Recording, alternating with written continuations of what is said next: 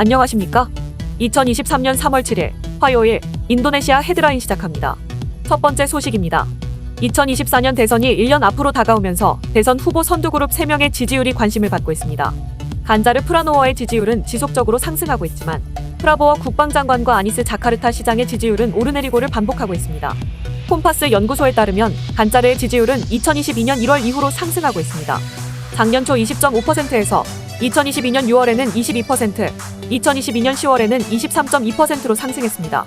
반면 프라보워의 지지율은 2023년 1월 기준 18.1%입니다. 2022년 1월 26.5%, 6월 25.3%, 10월 17.6%였습니다. 아니스의 지지율은 2023년 1월 기준 13.1%이며 2022년 1월에는 14.2%, 6월에는 12.6%, 10월에는 16.5%였습니다. 간자르는 여전히 대선 예비 후보들 중 가장 높은 지지율을 유지하고 있지만 아직 2024년 대선 출마를 공식화하지 못했습니다. 이는 소속 정당인 PDIP가 후보 지원 방향을 아직 발표하지 않았기 때문입니다. 반면 프라보워는 그린드라 당에서, 아니스는 나스뎀 당에서 대선 후보로 선언되었습니다. 그러나 선호도는 여전히 변동적인 것으로 나타났습니다. 한편 이번 선거에서는 후보의 지지층을 떠나 정치적인 인맥과 기반이 크게 작용하는 것으로 분석되고 있으며 조사기관의 사장은 조코위 대통령의 영향이 각 후보의 선호도 움직임에 큰 역할을 한다고 평가합니다. 특히 지난 대선에서 프라보워 국방장관은 조코위 대통령과 경쟁하는 관계였지만 이번 선거에서는 조코위 대통령의 정치적 지지와 함께 기반을 넓히려 노력하고 있습니다. 다음 소식입니다. JP모건은 인도네시아의 전기차 산업에 대한 적극적인 지원이 금년 주식시장을 떠받치며 글로벌 불확실성과 낮아진 원자재 가격으로부터 시장을 보호할 것으로 예상된다고 전했습니다. 이어 JP모건은 인도네시아의 니켈 소재 생산업체에 대해 과체중 등급을 부여했습니다. 해당 등급은 특정 산업의 주식이 다른 산업보다 높은 가격 상승을 보일 것으로 예상되는 것을 의미합니다. JP모건은 전기차 공급망 산업이 국내 소비와 기업 실적의 강력한 기초와 결합되어 주식시장의 강세를 지속할 것으로 예상하며 기타 여러 가지 요인과 함께 2023년 말에 인도네시아 IDX 종합지수가 7,500에 달할 것으로 전망하고 있습니다.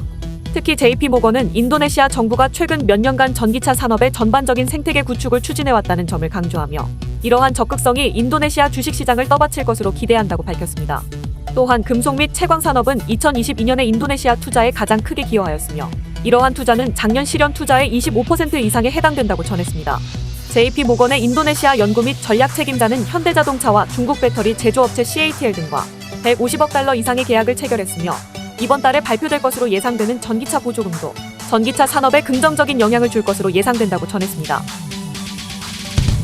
다음 소식입니다. 인도네시아 보건부는 코로나19 검사 및 추적 앱 뿌들린 린둥이를 개선하여 사투세앗으로 변경하였습니다. 이는 보다 일반화된 건강 플랫폼으로 업그레이드된 것입니다. 하지만 정부의 데이터 유출 이력으로 인해 전문가들은 개인정보 보호 능력에 대해 의심을 표하고 있습니다. 새로운 앱 사투세앗은 이전에 뿌들린 린둥이에서 이용 가능했던 코로나19 백신 접종 내용 및 검사 결과를 비롯하여 이전에 다른 정부 앱을 통해서만 확인할 수 있었던 입원실 현황 및 연구소에 대한 데이터에도 액세스할 수 있습니다. 또한 사용자의 의료 기록, 실험 결과, MRI 및 CT스캔 이미지, 예방 접종 기록 등을 확인할 수 있도록 하며 진료 예약 및 스마트워치와의 연결도 가능합니다. 보건복지부 장관은 사투세앗이 국민들을 위한 헬스 데이터 뱅크로 점차 발전될 것이며 사용자들이 액세스할 수 있는 데이터를 계속 확장해 나갈 것이라고 말했습니다. 또한 장관은 전국의 모든 의료기관, 지역보건소, 연구소, 약국 등에서 데이터를 통합하고 있다며 이를 통해 의사진단이 쉽게 이루어질 수 있고 지역보건 당국이 질병 지도를 작성하고 더 나은 공중보건 정책을 계획할 수 있도록 할 것이라고 설명했습니다. 참고로 해당 앱은 코로나19 대유행 기간 동안 공공장소에 입장하기 전에 앱을 확인하는 것이 의무화되어 전국에서 1억 5천만 명 이상의 사람들이 사용했으며 현재는 사회적 제한이 해제되었음에도 100만 명 이상의 인도네시아인이 여전히 해당 앱을 활용하고 있다고 보건부는 밝혔습니다. 그러나 정보기술 및 사이버 보안 전문가들은 사투세앗 사용자들의 데이터 안전성과 개인정보 보호에 대한 우려를 표명하고 있습니다. 인도네시아에서는 이전에 국민건강보험 가입자 2억 7,900만 명의 개인정보가 해킹되어 온라인에서 판매되었으며 뿌들린 린둥이 앱 사용자들의 개인정보도 해커에게 판매되는 사건이 발생하였습니다. 특히 사투세앗의 개인정보 보호 약관이 새로운 법률과 모순된다는 비판도 제기되고 있습니다. 시민단체 연합과 디지털권리단체는 사투세앗과 같은 건강 앱이 모든 시민의 건강 기록을 통합하는 것이 중요한 개인정보 위험을 증가시킬 수 있다고 경고하고 있습니다. 다음 소식입니다. 디지털 신용 플랫폼 기업 크레디보는 쉘 인도네시아와 후불결제 서비스 확대를 위한 전략적 파트너십을 체결했다고 밝혔습니다. 이번 파트너십을 통해 고객들은 전국 160개 이상의 쉘 인도네시아 주유소에서 크레디보 후불결제 서비스를 이용할 수 있습니다. 신규 크레디보 고객의 경우 최소 5만 루피아 이상 거래 시 최대 5만 루피아 한도 내에서 50% 할인 혜택을 누릴 수 있으며 기존 크레디보 고객은 최소 거래액 제한 없이 최대 10만 루피아까지 5% 할인을 받을 수 있습니다. 또한 쉘 인도네시아에서 연료를 구매하거나 쉘 셀렉트 편의점에서 쇼핑을 할 경우 3개월 할부나 6개월, 12개월 할부 혜택이 제공됩니다. 크레디보는 인도네시아 후불 결제 시장 사업 확대를 위해 쉘 에너지와 전략적 파트너십을 맺은 것으로 해석됩니다. 인도네시아 후불 결제 서비스 사용자 비율은 지난 2021년 28%에서 지난 2022년 38%로 증가하며 안정적인 성장세를 보이고 있습니다. 릴리 수리아니 크레디보 총괄 매니저는 이번 파트너십을 통해 모든 생활 영역에서 유연하고 안전하며 합리적인 가격 결제 옵션을 제공하고자 하는 크레디보의 노력이 더욱 강화될 것이라고 강조했습니다. 한편 지난 2019년엔 모기업인 피너셀이 미래에셋과 네이버로부터 투자를 유치한 크레디보는 인도네시아 후불 결제 서비스 시장에서 점유율 50% 이상을 기록하며 빠른 속도로 성장 중이며 현재 가입 고객 수는 500만 명을 넘어섰습니다. 다음 소식입니다. 농심 인도네시아는 롯데쇼핑 에비뉴에서 팝업 스토어 농심하우스를 25일부터 2일간 운영하였습니다. 이번 팝업 스토어에서는 신라면 볶음면이 인도네시아에 처음으로 출시되었습니다. 해당 제품에는 파, 고추 등으로 만든 조미유가 추가되어 매콤한 감칠맛을 내며 내울신 글자가 새겨진 빨간 어묵을 건더기로 넣어 제품을 더욱 흥미롭게 만들었습니다. 농심은 팝업 스토어를 방문한 소비자들을 위해 다양한 행사를 실시하여 고객을 유치하였습니다. 특히 신라면 볶음면 5개를 구매한 소비자들을 대상으로는 고가의 스마트폰 등을 경품으로 행운에 뽑기 행사를 준비하였습니다. 이외에도 스피커와 쇼핑 바우처 등의 경품을 받을 수 있는 360포토 챌린지 부스도 설치되었으며 즉석 라면 조리기를 이용해 라면을 끓여 먹을 수 있는 체험 기회도 제공되었습니다. 한편 농심은 인도네시아 전역에 위치한 인도마렛, 알파마트, 알파미디 등의 미니마켓을 통해 신라면 볶음면을 판매하게 되었습니다.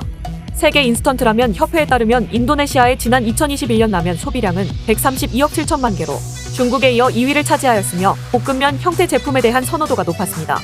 농심 인도네시아는 마침내 신라면 볶음면을 론칭하게 되었다며 인도네시아에서 처음 출시한 맛있게 매운 볶음라면을 맛볼 수 있을 것이라고 밝혔습니다.